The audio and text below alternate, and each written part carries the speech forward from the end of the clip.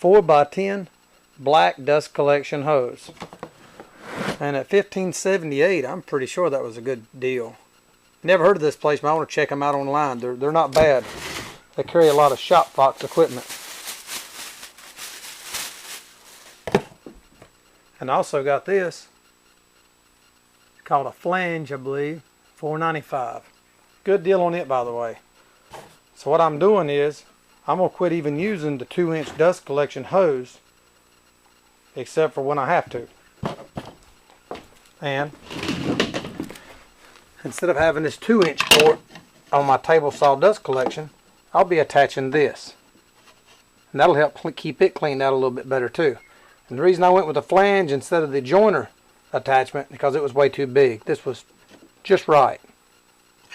And this here is the inside of my table saw dust collection. You can see that I've got a piece of plywood angled down so that it don't fill up like a big box, but instead goes downhill. And you can see over here where the motor tilts, it needs room, and that's what this attachment box is here. And my dust collection, I added a switch over right next to the table saw. You can see the table saw switch here, and you can see this one here. And I've done that for convenience. There's my tilting router, which done our video on it already. So this is my 3 horsepower maximum develop, which means it's actually 1.5 unless you put the 3 on it. 1.5 horsepower motor on it. Sears Craftsman Contractor Saw. I think it's pretty old, but not extremely old. Very common, and overall a really good saw. But I built this box for it because it was really getting filthy underneath it, and it probably wasn't real good for my health. And the fence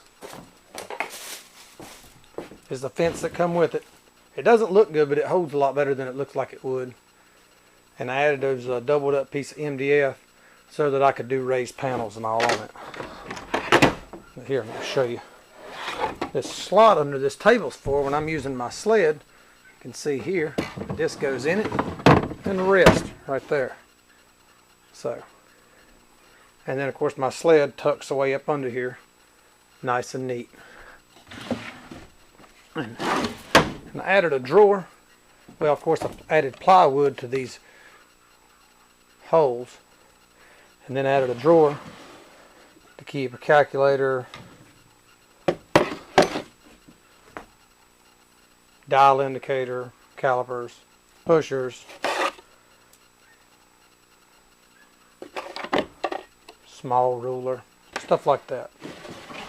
So there's my table saw the way it is, and that's the of course one of several.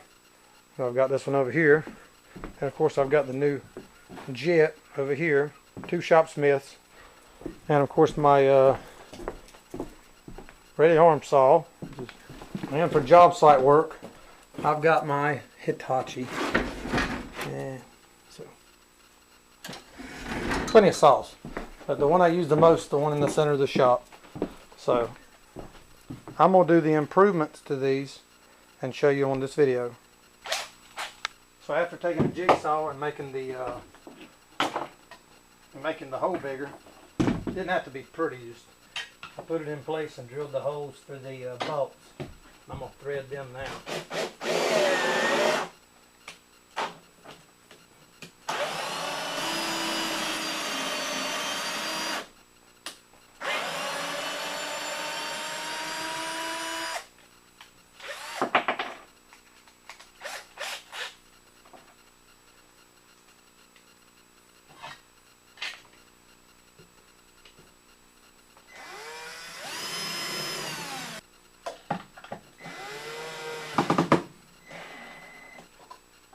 And that's not going anywhere.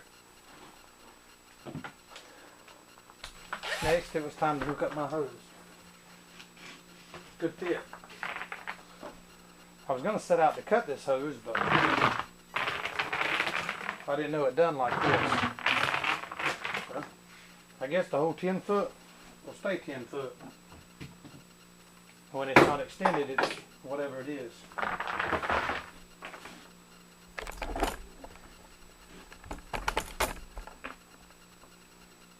course, to stretch this over to my dust collection system. It's a snug enough fit, I think it'll hold in place without that screw I made for it.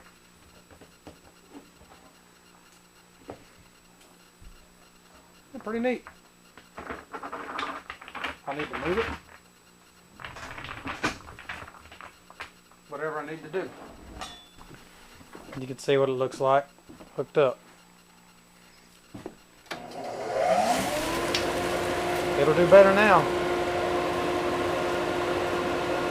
And it should do with the table saw like it did with the planer, and that's get about all the dust out.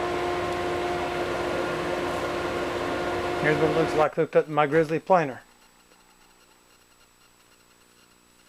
Nothing to look at, but should do a good job. And I didn't buy two hoses, so I'll just use that one back and forth as I need it. I don't ever run the planer and the table saw at the same time anyway.